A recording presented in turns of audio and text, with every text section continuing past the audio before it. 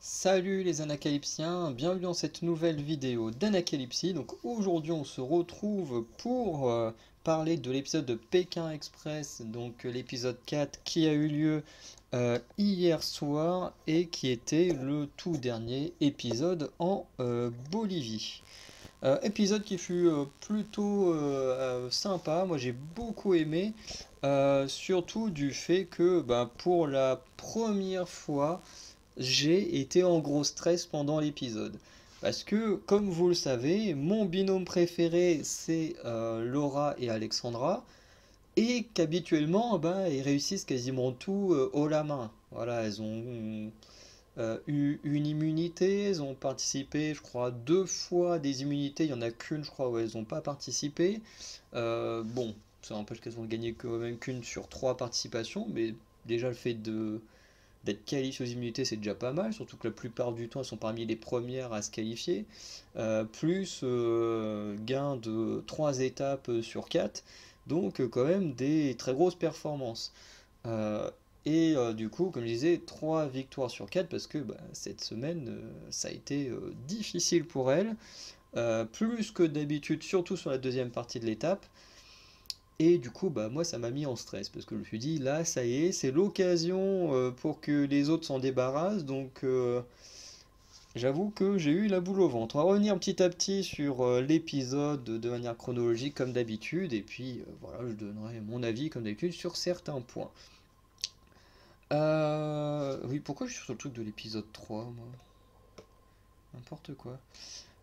Du coup, pour débuter la course, les binômes vont devoir aller dans la ville, trouver une personne qui joue de la flûte de Pan. J'avoue que ça faisait très longtemps que je n'avais pas vu cet instrument-là parce que j'en avais un quand j'étais très jeune, je crois que j'avais moins de 10 ans quand j'avais une petite flûte de Pan et tout, c'était plutôt sympa, mais bon, je me suis réussi à faire quelque chose avec, hein. C'est comme ah ouais, elle est pas ici ma guitare. Bon, j'avais dû la renvoyer là où il y a le maître d'Anacalypsie. Euh, mais pareil, où j'ai eu une guitare quand j'étais adolescent, mais j'ai jamais su faire quelque chose avec parce que j'ai jamais eu la patience d'apprendre à jouer. Mais bon, c'est pas le sujet ici. Du coup, les binômes doivent retrouver une personne qui joue de la flûte de Pan. Cette personne va leur jouer 5 titres et ils doivent en trouver 3 pour pouvoir partir. Par contre, s'ils ne trouvent pas, parce que là, le cas ne s'est pas présenté, mais j'aurais aimé savoir ce qui se passe si le cas se présentait, puisqu'ils doivent trouver 3 titres sur 5. Et Stéphane nous précise bien que euh, les titres ne seront joués qu'une fois. C'est-à-dire, par exemple, ils jouent leur premier titre, les binômes y trouvent ou ils trouvent pas. Et puis deuxième titre, troisième titre. Mais si, arrivé au cinquième, ils disent à nouveau, je sais pas, on n'a pas trouvé, imaginons qu'ils en ont trouvé que deux, du coup, contrairement à d'autres épreuves qu'il y a pu avoir dans Pékin Express, en général, les musiciens ils reviennent à ceux qui n'ont pas été trouvés jusqu'à ce que les binômes aient tout trouvé s'il faut tout trouver ou juste le nombre minimum à trouver. Euh, enfin, le nombre maximum plutôt. Là, heureusement le cas s'est pas présenté, mais qu'est-ce qui se serait passé si un binôme du coup n'avait trouvé que deux chansons sur cinq, en sachant que ils ne pouvaient pas réécouter les musiques qu'ils avaient pas trouvées. Voilà, bon, ça s'est pas présenté, mais est-ce qu'il y aurait une pénalité de temps ou je sais pas, ça aurait pu être intéressant que Stéphane précise le cas au cas où ça aurait pu se passer, et puis si ça se passait pas, voilà, tant pis, mais au moins on aurait pu savoir si la punition aurait été dure dans ce cas-là. Du coup, on a, enfin moi honnêtement, je vous le dis tout de suite, j'ai reconnu aucune chanson, à part celle de Mylène Farmer où j'ai vite fait reconnu le rythme. Par contre, le reste, j'aurais absolument rien trouvé. Donc j'aurais voulu que je sois avec un très bon binôme si j'avais participé à cette épreuve parce que j'ai pas l'oreille musicale, encore moins oreille musicale francophone. Alors là, j'aurais été dans la merde. Mais du coup, on a Angie, Nathalie, Clément, Emily, Laura Alexandra et Xavier Céline qui auront leurs trois bonnes réponses quasiment au même moment, donc très rapidement. Enfin, très rapidement au bout de la troisième ou quatrième chanson quand même. mais quand même beaucoup plus rapide que Paloma, Jason et Alexandre et Chiron qui eux vont galérer à mort. Voilà. Mais du coup, en trouvant les trois bonnes réponses, on leur donne les instructions pour continuer la course, mais aussi une flûte de Pan. Voilà, flûte de Pan, puisqu'ils doivent jouer la lambada, donc une musique qui provient de Bolivie, qui a été produite en 1984, si j'ai bonne mémoire sur les chiffres, et qui a été popularisée sous un autre nom en 1989 par le Brésil. Voilà. Mais qui est bel et bien une chanson originaire de Bolivie. Du coup, ils doivent la faire deviner, voilà, en jouant de la flûte de Pan pour monter dans une voiture. C'est aussi simple que ça. S'ils font deviner, ils montent dans une voiture. S'ils font pas deviner, bah, ils se démerdent pour faire deviner ou ils essayent de trouver un autre chauffeur. Donc à partir de là, il y a différentes stratégies qui vont se placer. Par exemple, Nathalie et Angie vont demander à des... enfin, c'est même pas à des passants, je crois qu'ils vont clairement demander à la joueuse de flûte de leur expliquer comment est-ce qu'on fait pour jouer la lambada. Donc la personne va leur apprendre. Alexandra et Laura, pareil, autre stratégie. Elles vont demander parce qu'elles ne savent pas c'est quoi la lambada et je vous avoue que pareil, j'ai moi-même été sur YouTube pour écouter la musique et je me suis dit ah oui ok c'est ça, mais juste avec le nom de la chanson, jamais de la vie je me serais souvenu de ce que c'était que la lambada. Du coup, elles vont demander à un passant de connaître le rythme et tout ça. Donc le mec, il va aller sur YouTube ou peut-être qu'il a déjà la chanson sur son téléphone, on sait pas. Mais du coup, il va leur mettre la musique, ce qui va leur permettre d'avoir le rythme au moins de la musique, même si elles font pas les trucs comme il faut. Avec le rythme, ça peut déjà suffire. Et de l'autre côté, par exemple, on a Xavier et Céline qui eux vont se concentrer sur les partitions. Parce que sur la flûte de Pan, en fait, il y a les, comment est-ce qu'on appelle ça, les notes qui sont notées tu, hein, do, ré, mi, fa, sol, la, voilà, et avec les instructions, du coup, ils ont également la partition de la musique de la lambada. Donc voilà, différentes stratégies qui s'opposent. Au final, Alexandra et Laura sont hyper chanceuses puisque un gars va reconnaître la musique très vite et elles peuvent partir rapidement. Et elles ont mis en place une deuxième stratégie, c'est de tout miser sur les 5 premières notes. Elles se disent, on mise tout sur les premières notes, comme ça, bah, comme elles sont assez reconnaissables, surtout pour les Boliviens où c'est clairement la musique de leur pays, et ben techniquement, rien qu'avec ça, ils sont censés pouvoir la reconnaître. Et du coup, ça va très bien fonctionner pour les filles. Et ensuite, on a Nathalie et Angie qui partent en deuxième, Clément et Emeline en troisième, Xavier Signe en quatrième, et puis bah, Paloma, Jason et Alexandre et Thierry partiront en queue de peloton. Donc pour l'instant, c'était plutôt pas mal. J'ai noté quelques moments sympas, notamment Clément et Emeline, qui vont être déposés dans un village et qui vont, on ne sait pas pourquoi, totalement se perdre dans leur mission et se mettre à danser. Ils vont voir des gens en train de danser dans la rue, du coup ils vont se mettre à danser avec eux. Tu dis ok, pourquoi pas, hein, mais vous avez quand même une course à faire. Ils vont également voir une fanfare et tout, donc du coup ils vont prendre des instruments, commencer à jouer avec eux, et encore une fois tu dis c'est très cool, hein, moi je les trouve super, mais il dit mais pensez à la course, et en plus ils perdent leur qualification à l'épreuve d'immunité à très peu de choses avec Xavier et Céline, et si ça se trouve tout ce temps qu'ils ont perdu à danser et à jouer des instruments, si ça se trouve, c'est ça qui a joué sur leur non-qualification à l'épreuve d'immunité. Donc la prochaine fois, il faudrait qu'ils essayent d'être moins dissipés pendant les épreuves. Ensuite, on a Xavier qui m'a également fait rire parce que, ben, forcément, comme il sait qu'il n'est pas hyper bon et que de toute façon personne n'est bon pour jouer la lambada à la flûte de Pan, et ben, il va s'entraîner pendant la route. Parce que bah, ils ont quand même réussi à faire deviner, mais pardon. Mais du coup, il continue à s'entraîner, machin, c'était même très drôle à voir. Mais du coup, t'as le chauffeur qui met la musique de plus en plus fort parce que on sent que le gars il est très gentil pour pouvoir les emmener et tout. Mais ça a quand même l'air de le saouler un petit peu d'entendre Xavier en train de jouer de la flûte là derrière lui et en plus de mal jouer de la flûte. Donc ça m'a un peu fait marrer. Euh, Du coup, Clément et Emeline vont quand même réussir à trouver une voiture grâce à un gars de la fanfare qui va leur dire ouais tiens j'ai quelqu'un que je connais là-bas qui pourrait peut-être vous prendre machin. Du coup ils jouent l'instrument, le gars il trouve donc ils peuvent reprendre une voiture assez rapidement grâce à ça. Les sœurs et les inconnus vont être déposés au même endroit que Nathalie et Angie, ou l'inverse, mais du moins ils vont se retrouver toutes les quatre au même endroit, et les deux binômes vont repartir exactement au même moment, donc ça c'était plutôt impressionnant. La seule différence c'est que les filles se retrouvent dans un camion, si je dis pas de bêtises, et le binôme d'inconnus se retrouve dans une voiture, ce qui fait qu'elles sont beaucoup plus rapides. Et du coup, on a Nathalie NG qui arrive en première. Et du coup, voilà, qui sont les premières qualifiées pour le point d'humilité et qui sont hyper heureuses d'avoir réussi à battre les sœurs. Les sœurs, bien sûr, qui finissent deuxième. Et ensuite, on a Xavier et Céline qui arriveront troisième. Et bah voilà, Clément et Emeline, s'ils n'avaient pas perdu de temps sur la fanfare et la danse, auraient peut-être pu avoir cette place. Après, moi, ça me dérange pas parce que ces quatre binômes-là, donc Alexandra Laura, c'est quand même celui que je veux absolument avoir gagné. Mais Clément et Emeline, je les aime beaucoup. Xavier et Céline, je les aime beaucoup. Et Nathalie et Angie, je les aime beaucoup. Donc voilà, c'est trois binômes que j'aime beaucoup et puis les sœurs quand même j'aime un petit peu plus.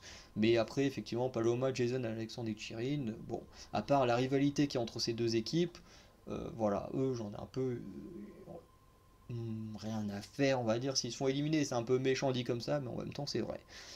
Voilà.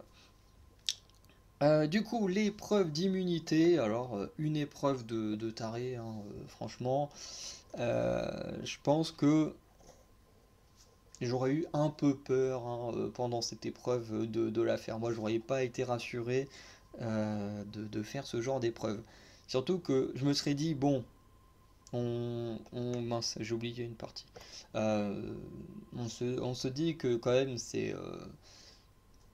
la production va pas te mettre en situation de danger, mais quand t'as un taureau, bon, il n'est pas aussi impressionnant que des taureaux qu'on peut avoir par chez nous. Je pense que c'est fait exprès aussi pour que ce soit le moins dangereux possible. Mais bon, quand t'as quand même un taureau face à toi, c'est pas hyper rassurant.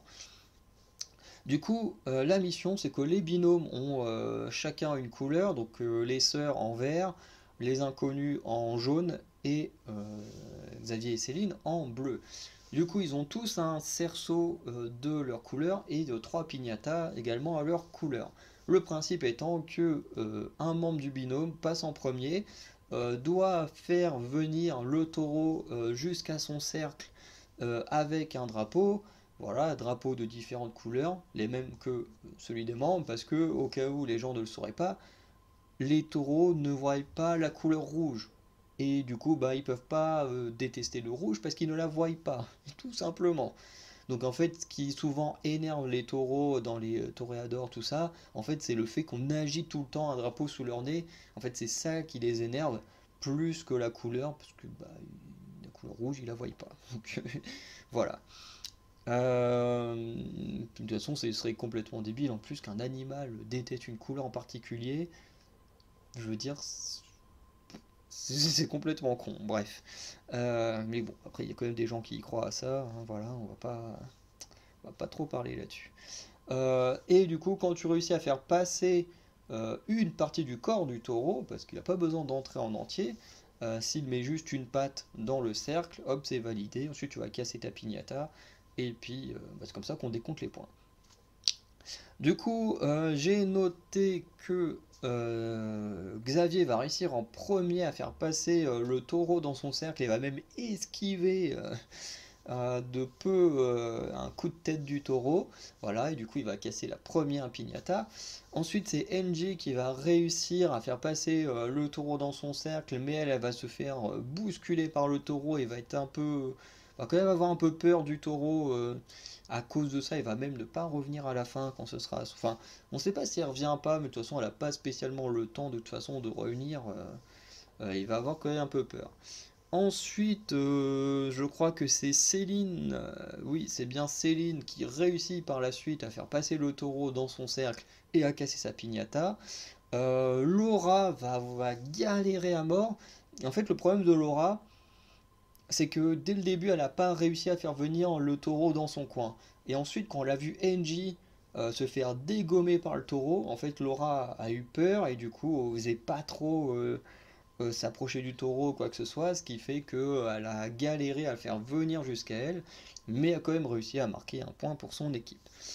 Du coup, quand Alexandra arrive, et ben, Nathalie réussit à faire passer enfin je veux dire son taureau, le taureau dans son cercle et du coup casse une deuxième piñata.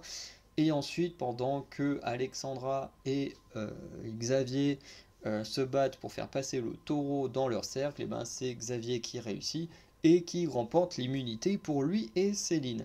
Donc on a eu les 3 points de validés pour Xavier et Céline, Nathalie NJ 2 et bah, du coup Alexandra et Laura n'ont eu que celui mis par Laura très très tardivement dans l'épreuve. Donc voilà pour l'épreuve d'immunité. Je reviens vite fait sur la nuit, parce que c'est vrai que d'habitude je saute plus ou moins à ce qui se passe, enfin je le saute. Je ne prends pas spécialement de notes, parce qu'en général les choses ne m'intéressent pas trop dans ce qui se passe la nuit, mais là j'ai pris quelques notes.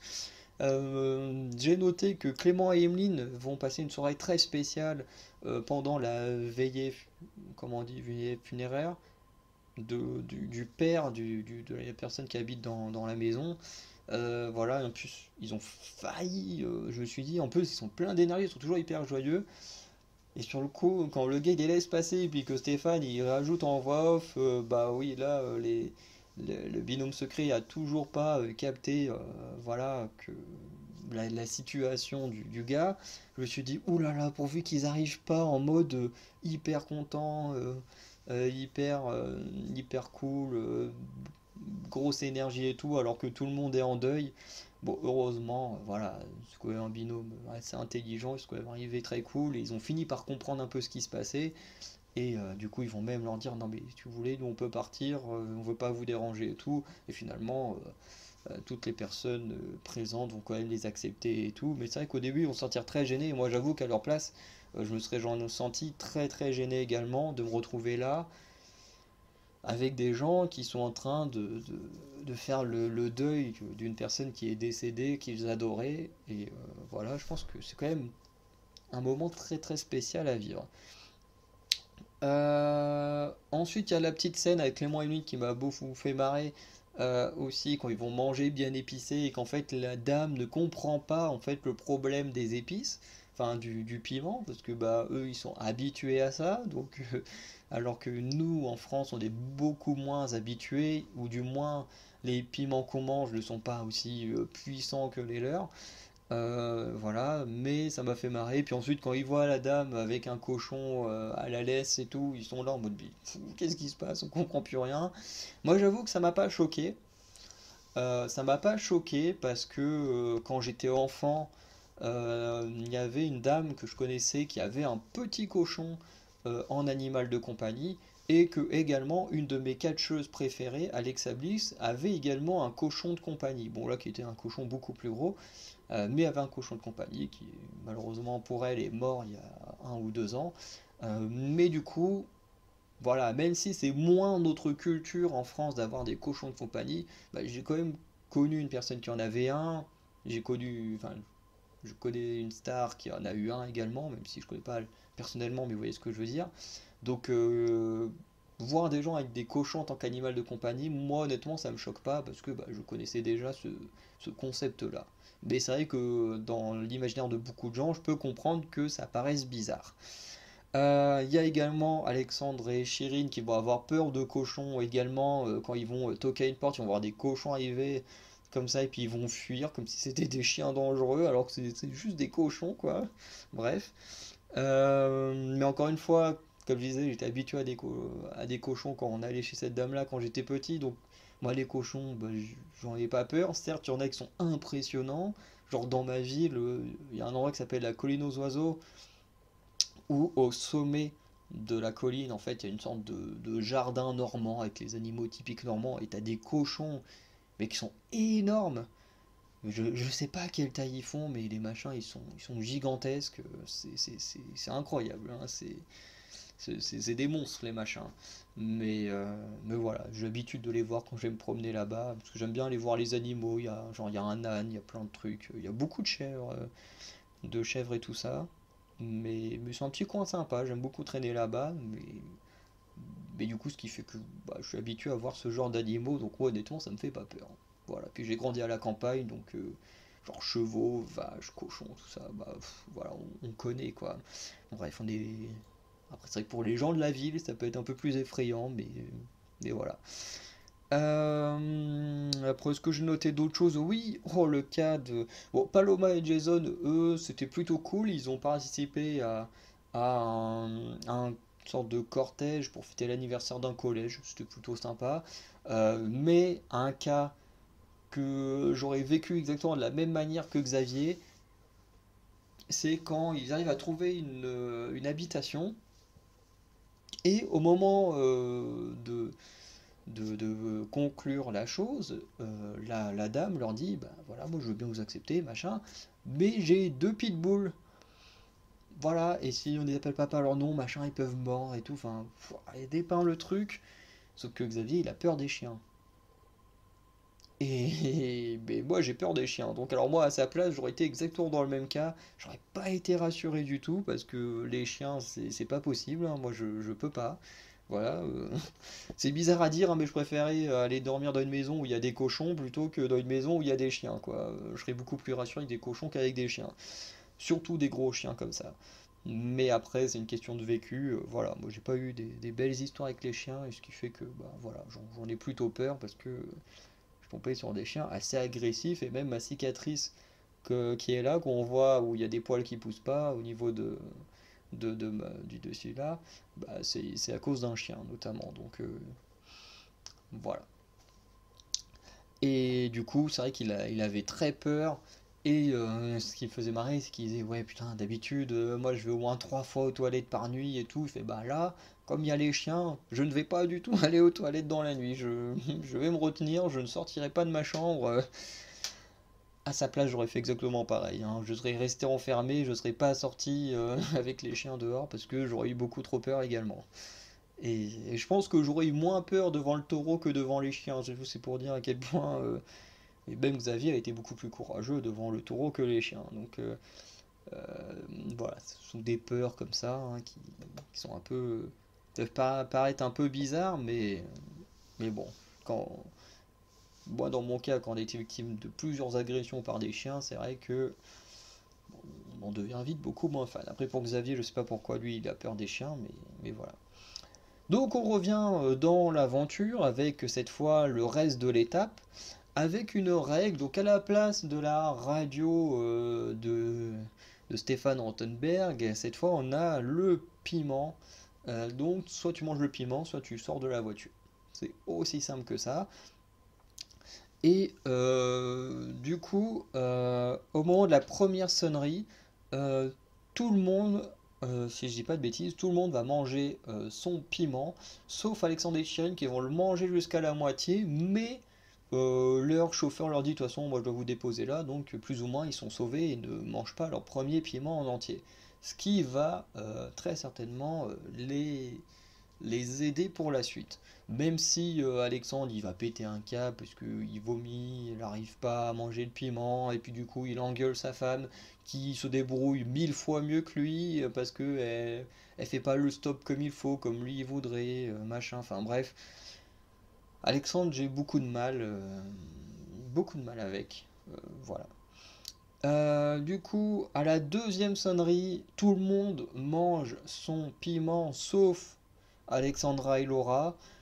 Et là, bah, les filles vont vivre un coup très dur au moral parce que bah, tout le monde va les dépasser, elles vont finir dernières à ce moment-là. Et du coup, ça va totalement les dévaster. Alors peut-être que certains trouveront ça exagéré, mais imaginez, vous êtes dans une compétition, vous êtes tout le temps premier ou première, et d'un coup, paf, vous avez un coup de malchance, vous passez dernier, et tout le monde est meilleur que vous. Je pense que tout le monde vivrait la chose plutôt mal, surtout en compétition. Voilà, parce que moi personnellement je fais que du sport en loisir, donc gagner et perdre j'en ai rien à foutre. Mais j'avoue qu'en compétition, j'en aurais un peu moins rien à faire de perdre des matchs ou des choses comme ça, et voilà. Et du coup là on est clairement dans de la grosse compète avec Pékin Express, Et du coup, moi j'avoue que à leur place, bon, je ne me mettrais pas à pleurer comme Alexandra, même si elle pleure surtout parce qu'elle s'en veut, parce que bah, c'est elle qui n'a pas voulu manger son piment et du coup qui cause cette dernière place à ce moment-là à son binôme. Euh, mais mais j'avoue que quand tu es dans de la compétition, bah voilà, tu peux pas trop te permettre de faire des erreurs. En plus, quand tu es habitué à gagner et que d'un coup tu te retrouves à perdre, bah au moral c'est compliqué parce que t'es pas forcément habitué, hein. Les filles n'ont pas été habituées à perdre depuis le début de l'aventure. Donc honnêtement, moi je comprends l'état dans lequel elle se trouve. Surtout Alexandra, qui en plus, elle, double peine, doit aussi mentalement se dire bah, que c'est à cause d'elle qu'elle vienne de se retrouver dernière sur la course. Euh, donc voilà, et puis comme je préfère préciser ces détails-là, parce que comme je sais qu'elles sont pas beaucoup aimées sur les réseaux sociaux, chose que je n'arrive pas à comprendre parce qu'elles n'ont jamais rien fait de détestable, mais bon, ça c'est encore autre chose.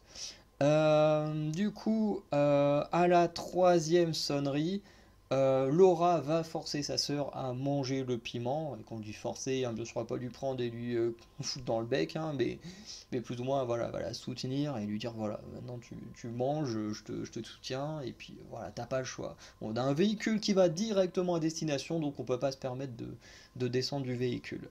Xavier et Céline ne vont pas manger leur piment puisque Céline ne se sent pas bien, puis de toute façon ils sont immunisés, donc au final ils peuvent se permettre de ne pas aller jusqu'au bout ou de terminer dernier, puisque de toute façon il leur arrivera rien. Nathalie et Angie vont également descendre parce que je sais plus laquelle des deux, mais globalement les deux ont du mal avec. Et on a également Paloma et Jason qui ne peuvent plus manger de piment vont descendre, ce qui va permettre à Alexandre et Chirine qui eux vont réussir à manger le leur très lentement mais vont réussir et remonter assez haut dans les places. Et on a Emeline et Clément qui pareil n'arrivent plus à manger le piment et vont descendre alors qu'ils étaient premiers. Et là, j'ai eu un énorme coup de stress parce que ils doivent descendre, ils retrouvent une voiture, ils remontent et ils sont quasiment au coude à coude avec Alexandre et Chirine. Et là, je me suis dit, faut pas qu'Alexandre et Chirine y gagnent. Faut pas qu'ils gagnent l'étape. Ils font partie des deux seuls binômes que j'aime pas, que j'ai pas envie de soutenir, enfin que je soutiens pas.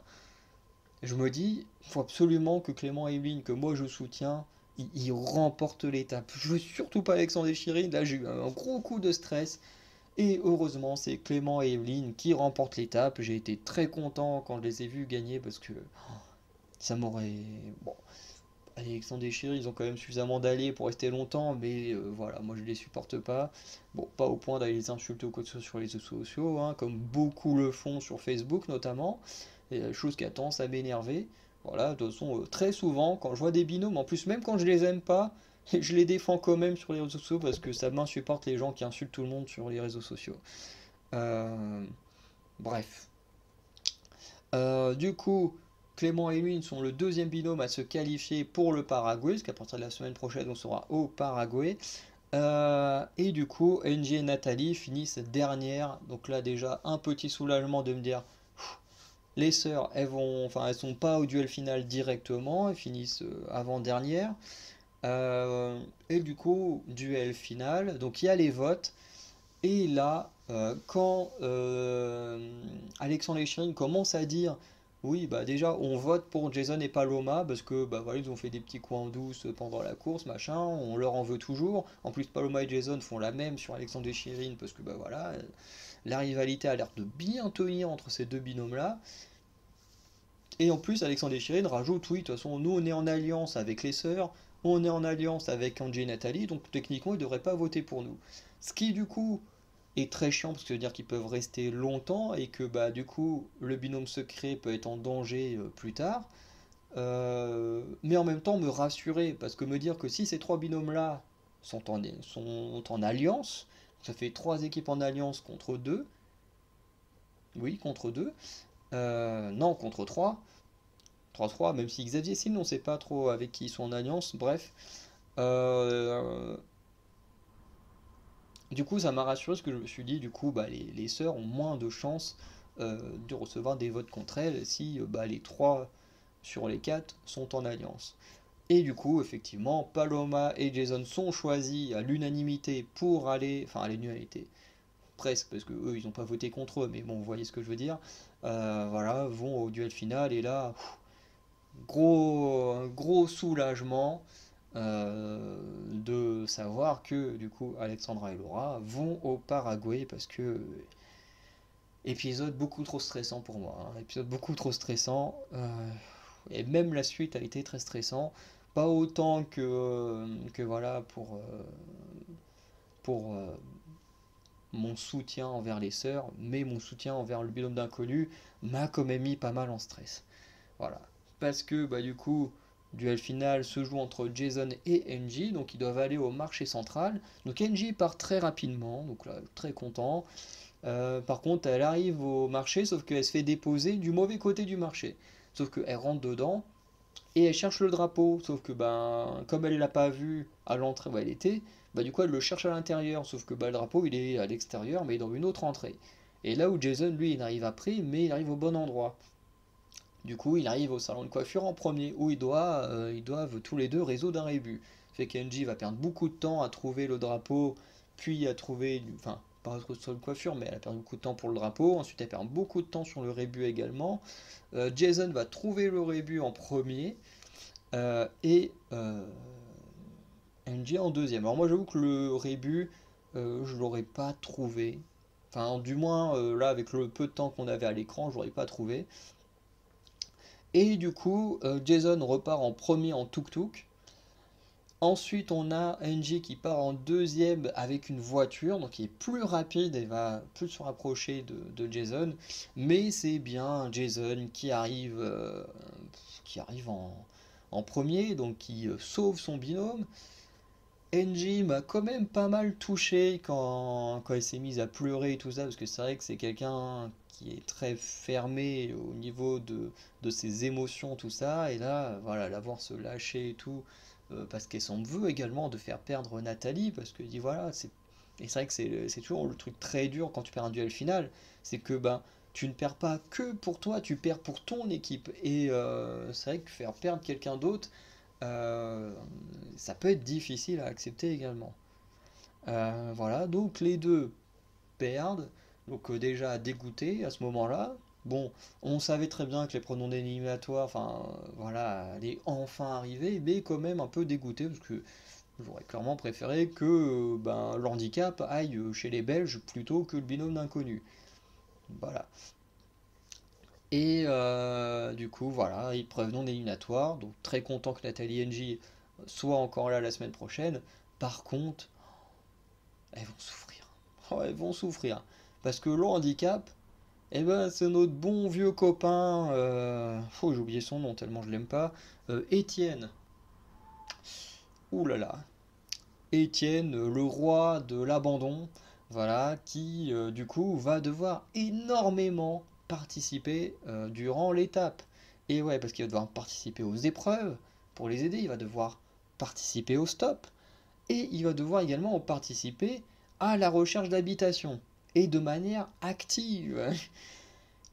Ça va être une souffrance pour le binôme d'inconnus. Franchement, force à elle hein, d'avoir vécu ce moment, parce que moi je pense que j'aurais eu du mal à supporter Étienne, hein.